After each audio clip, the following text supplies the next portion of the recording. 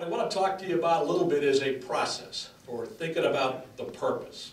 First and foremost, think. And I put an article on your table here, and there's some in the back if you want to read it. We said, planning just isn't enough anymore. You got to think. You got to spend some time thinking about why I'm in business, what I'm trying to do, before you go to the next step, which is plan on how to do it. This thinking process is designed to address the why question. Why am I in business? Why do I do this? Why do I have my sleepless nights? Why am I in business? Not how will I run my company. Once you address the question of why you're in business, then you can get down to how will I run this efficiently, effectively to get a return. So the second part is the plan. And then the third is quit talking about it and get moving, begin to act. And our experience is if you take these in that order, if you think first, then you plan, and then you act, what you tend to get to is improved control of your business. You're not taking quick shots trying to figure out what's wrong and how to put a Band-Aid on it. You're not working on a million things at once. You're actually sitting back and saying, you know what, if I just do these three things, I'm golden. I'm working with a cardiology group in Colorado. 24 doctors who have come together with a staff of 400. 23 doctors could always agree on what the 24th one should do, but none of the 24 have ever been in concert, right? So we said, all right, let's talk about that. We know that you have the Hippocratic Oath behind you. We know that you have a business to run, which is a relatively large business, several $100 million company. But the key is getting down to understand what will make you or what will break you. So and in between, we'll let you play with the gray areas because they really don't matter. What will take your practice down? Obviously, medical quality is one of those issues. The second one that'll take you down is not covering your hospital contracts. And the third is not covering the shifts when you're on call. What will cause you to do better? Your ability to recruit cardiologists, your ability to take on more hospitals, your ability to build out the ancillary services. So work on those things. Let the stuff that happens every day in the middle just happen. But focus on your make or breaks. The make or breaks that take you up, the make or breaks that can take you down. We ought to all do that. If there's one or two things that will make a huge difference in our success, work on those. If there's one or two things we know are going to derail us, make sure you're working on those. And I've said this before, but I'll repeat it again. Eliminate these words from your vocabulary. It's not a problem yet. If it's on your radar screen, if you're concerned about an impact on your business, deal with it. But think about how to deal with it first, then plan how to attack it, then act. So let me leave you with some questions to think through here. First question, do you know why you exist? Do you know why you're in business? And that's an interesting question to sit down and talk to co-owners, to talk to spouses, to talk to your key employees about. Do we know why we're in business? Is there a purpose to what we do, other than just having work to do? Secondly, are we looking down the road, or are we still looking at the front of our hood? Are we looking to position our enterprise 5 years from now, 10 years from now, or are we just trying to operate what's in front of us?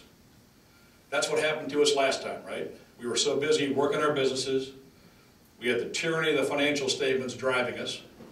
Now, I've said this before, and I'm sure you'll back me up. The worst tool you can use to manage your business is your financial statement. It's nothing more than an autopsy report. All the financial statement tells you is how good or bad the decisions you made 6 months or a year or 2 years ago were. It's an end result of what you did. It's not a predictor of where you can go. So you want to pay attention to the trends. You want to pay attention to the business forces. You want to make better decisions so that 3 months, 6 months, or 9 months from now, your financial statements look good. But you don't drive tomorrow's business off of today's financials. Third, what is it you intend to accomplish? What's success look like? Is it wealth? Is it job creation? Is it expansion? Is it successful retirement? What does success look like to you for your enterprise? And how do you drive to get the result that allows you to have it?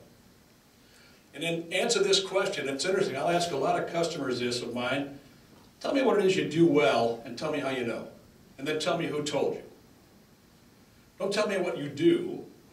Tell me what you do well that matters to the customer you serve. You know, don't read me your literature. I know you wrote it. Tell me something that you've actually accomplished that mattered to somebody. And start thinking about, how do I take what I do well and how do I take that out and take it forward?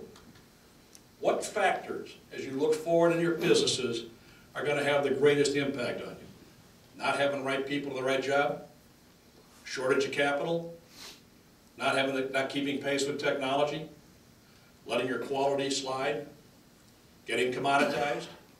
What are the key factors that you're going to have to really deal with and think through in order to make sure you're in control of your business? And then, what should you stop doing? We spent time with a client today on a strategic planning process, and they kept talking about what they want to do next. And we said, what are you going to stop doing first? Tell me how you're going to free up some capital, redeploy some assets to do what you should be doing, but you can't just keep building on top of what you've already built. What goes away, and that goes right back to that, what is it that you do that matters? And if it stops mattering to anybody, stop doing it. Get out of things that no longer have a value to you. Get out of things that no longer have a value to those you serve. Once you've kind of thought through the thinking thing, now it's time to say, okay, let's put down some plan so those of us who work in the organization can figure out how to get it done. These are the why questions. What are the how questions? First and foremost, do we have any goals? Have we really thought about what we're trying to do? Growth. Are we growing the top line? Are we growing the bottom line? How do we define growth in our own organizations? It's not always more volume. If you remember back to one of my earliest speeches ever here, we told you that there are two things that kill private business. Far and away, the first one is high growth, without competency. Getting more than you can handle, without the people that can control it, or the systems that can handle, or the processes that allow you to deliver it. And the second one is fear of investment, and the investment primarily is in good people and key jobs. So if you think about what you want to do to protect yourself from failure, it's making sure that you are managing your rate of growth and that you have key people and key slots. Secondly, up there, identify the focus. Who is the right customer for the future?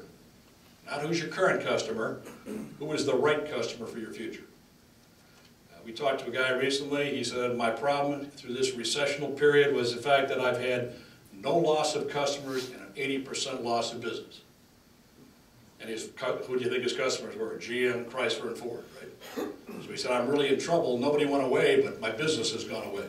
So do you really want to rebuild with those three going forward the same way? Or do you want to rethink who the right customer ought to be for the future and success of your enterprise?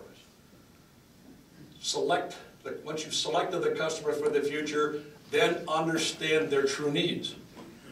Understand the depth of what they care about. What is the reason they're willing to buy? What is it they're trying to accomplish in their enterprise, as opposed to telling them what it is you do?